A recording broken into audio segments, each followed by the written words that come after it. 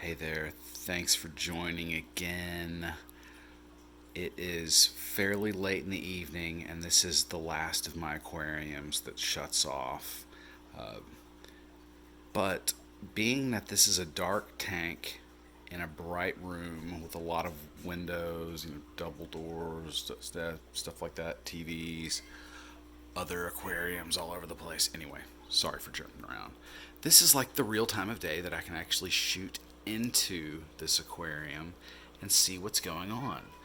And that's cool because most of the time, all of these little endlers are nearly invisible.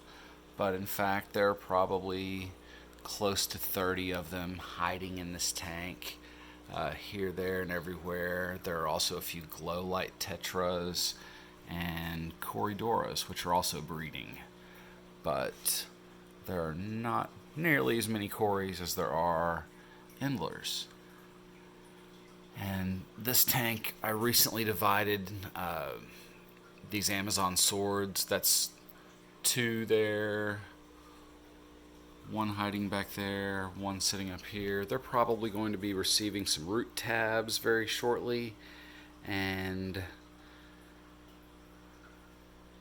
otherwise, this tank stays pretty nice. And while there is a little bit of debris floating around, this is not a dirty tank. The water's really clear. There is a hidden sponge filter, kind of a high quality sponge filter that also has some media, like I don't know what they are, like some kind of ceramic balls or something. And there is a good bit of aeration coming through this thing. Otherwise, it's just a lot of plants. It's a lot of light, but it's also a lot of plants. As far as number of fish, I don't know, maybe there are, close to 40 in there, but it's a low mass as far as animals to plants. But it's kind of cool. We started with endlers in here, like I think there were 6 endlers in here maybe a week before Christmas, and now there are, 30 or so, which is kind of cool. They've the ones that were born in here, we're now seeing some of the color on the males. That's one of them.